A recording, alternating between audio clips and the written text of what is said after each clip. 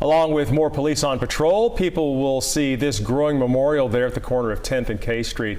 You can see candles there and also photos of the 6 people killed in Sunday's shooting. They sit in front of the jeweler's storefront there along with candles and flowers. Well, 12 other people were injured in the shooting. And as police continue to investigate, they are finding more illegal firearms. Just minutes ago, Sacramento police say they have seized at least 15 firearms since Monday. 5 of them have been privately manufactured firearms, aka ghost guns. And police say these guns were seized during proactive efforts from monitoring social media and responding to calls. Now, these gun arrests are not related to the shooting on Sunday. Yeah, but we are learning more now about one of the guns that was found at the scene of Sunday's gang-related shooting in downtown Sacramento. Let's go to KCRA 3's Orko Manna right now. He joins us live. And Orko, you've been looking into these modified firearms, right?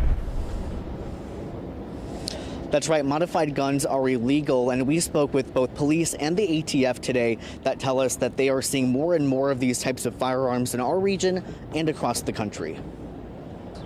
It's a small little device that goes Roy inside Griffith the with the California Rifle and Pistol Association is talking about a switch. It's an illegal gadget used to essentially transform a semi-automatic firearm into a machine gun. And with time and energy, a firearm can be turned into a full auto. Police say at least one such gun was found at the scene of Sunday's mass shooting in downtown Sacramento.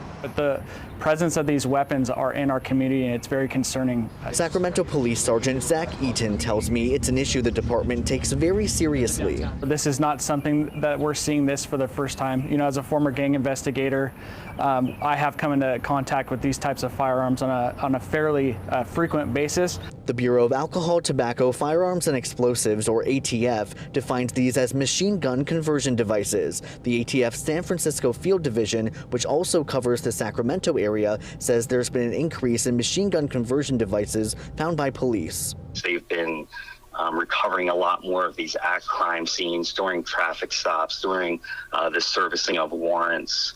The ATF adds the devices are usually illegally imported into the United States or are sometimes created by 3D printing. Machine gun conversion devices fall under the category of privately made firearms, and the ATF has noticed an uptick in those overall as well.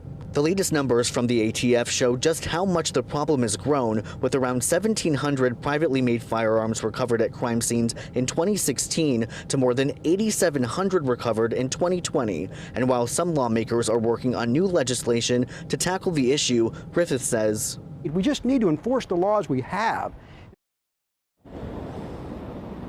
And as we just mentioned, some state lawmakers are working to address the issue of illegally modified guns with new legislation. We'll have more on that tonight at 5. For now, reporting live from downtown Sacramento, Orko Manna, KCRA 3 News. Orko, thank you.